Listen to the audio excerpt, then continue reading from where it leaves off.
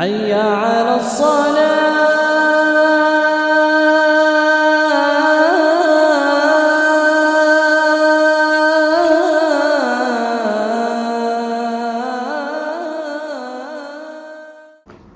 அஸ்ஸலாமு அலைக்கும். வலைக்கும் அஸ்ஸலாம். எங்கேருந்து பேசுகிறீங்க? சேலம்லேருந்து பேசுகிறேன். சொல்லுங்கள், என்ன சந்தேகம் உங்களுக்கு? எனக்கு 2 கேள்வி.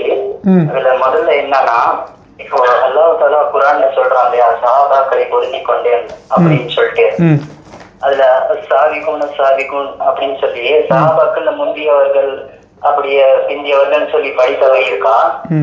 முதலாம் அவங்க இரண்டாவங்க அப்படின்னு சொல்லிட்டு. 2வது கேள்வி என்னன்னா, இப்போ ஹதீஸ் சஹி லைஃப் அப்படின்னு சொல்றாங்க இல்லையா, பலம் பலகீனம் இல்லை. ஹதீஸ்னாலே நபி ஸல்லல்லாஹு அலைஹி வஸல்லம் சொன்னது தானே. நபி ஸல்லல்லாஹு அலைஹி வஸல்லம் சொல்லாம எந்த ஒரு சஹாபாவும் அவங்க சொன்னதா சொல்லியிருக்க மாட்டாங்க இல்லையா? சொல்கிறேங்க. முதல் கேள்வி கேட்குறாரு, சஹாபாக்களில் படித்தரம் உண்டா? முந்தியவர்கள் பிந்தியவர்கள் சீனியர் ஜூனியர் அப்படிலாம் இருக்குதா அப்படின்னு கேட்குறாங்க. அது இருக்குது. அவங்களுடைய தியாகத்துக்கு ஏற்ற மாதிரி சஹாபாக்கள் மத்தியில் படித்தரம் இருக்குது. அந்த படித்தரத்தை அல்லாஹ் பார்த்துப்பான், நம்ம பார்க்கக்கூடாது. நமக்கு எல்லாமே சஹாபாக்கள் தான். எல்லாமே ரதியல்லாஹு அன்ஹு வ ரது அன்ஹு அல்லாஹ் சொல்கிறான். எல்லா சஹாபாக்களையுமே அல்லாஹ் பொருந்தி கொண்டான். அவர்கள் அல்லாஹ்வை அவர்கள் பொருந்தி கொண்டார்கள். அப்போ சஹாபாக்கள் எல்லாத்துக்குமே அல்லாஹ் ரதியல்லாஹுன்னு சொன்னதுனால நம்ம அந்த பாகுபாடு படுத்து நமக்கு எந்த ரைட்ஸும் கிடையாது. அது அல்லாஹ் பார்த்துப்பான். மறுமையில் அல்லாஹ் அந்த படித்தரம்படி அவங்களுக்கு கூலியை கொடுப்பான், அஜரை கொடுப்பான். அது அல்லாஹ்வுடைய விஷயம். நம்ம இந்த சஹாபி நல்லவர், இவர் கெட்டவர், இவர் தான் ரொம்ப ஸ்பெஷலு, இவர் ஸ்பெஷல் இல்லாதவர் அப்படின்னு பிரிக்கிறது நமக்கு எந்த ரைட்ஸும் கிடையாது. ஒன்று. 2வது கடை, ஹதீஸ்களில் லைஃப் சஹீன்னு சொல்கிறாங்களே, இது என்னது அப்படின்னு கேட்குறாங்க. சகோதரில் எல்லாமே ரசூலுல்லாஹ் சொன்ன ஹதீஸ் தான்.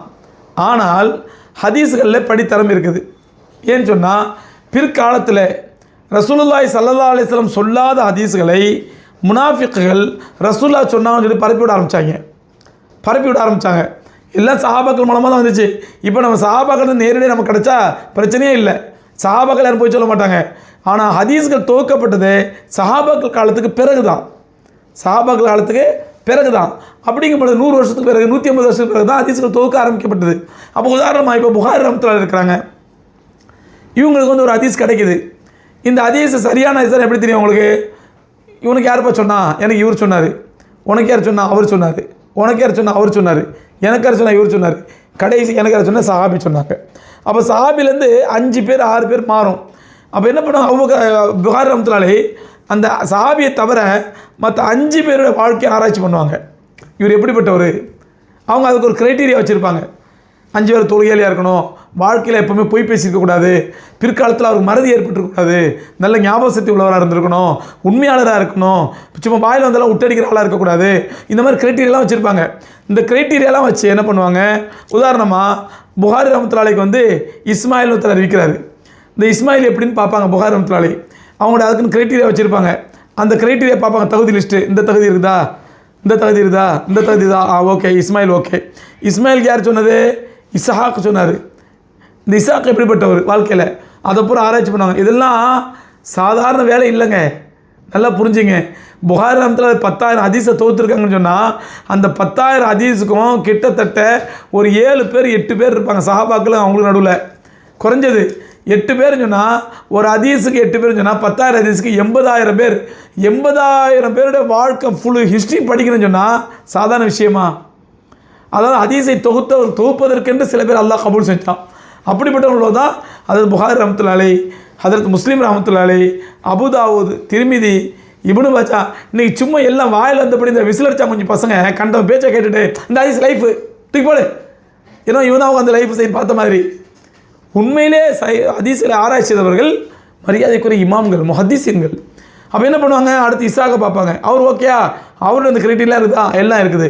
அவருக்கு அறிவிச்சது யாரோ ஒரு சீபவைகி, அவரை பார்ப்பாங்க. அவருடைய வாழ்க்கை வரலாறு பார்ப்பாங்க.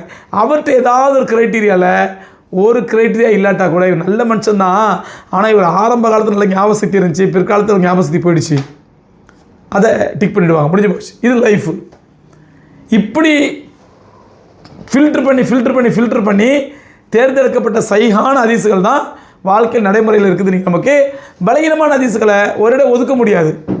பலகீனமான ஹதீஸுகளை எந்த ஹதீஸுகள் தொகுத்தாங்களோ அந்த ஹதீஸுகளை சொல்கிறாங்க. பலகீனமான ஹதீஸுகளை ஒரு இடம் ஒதுக்க முடியாது. ஏன்னா ஒரு ஹதீஸ் பல அறிவிப்பாளர் தொடரில் வரும். இதில் ரொம்ப நீண்டதாக விளக்கணும், உங்களுக்கு கேட்டதுனா ஷார்ட்டாக சொல்லிட்டேன். அதனால் ஹதீஸில் சஹீ லைஃப் என்பது இருக்குது. சஹீ லைஃப் மட்டுமல்ல, மொத்ரூக்கு, முன்கரு, மோகூஃபு, இந்த மாதிரி நிறைய தரம் இருக்குது. அது ஒரு நாளைக்கு அதை பற்றி பேசினா கிட்டத்தட்ட 3-4 மணி நேரம் பேசணும்.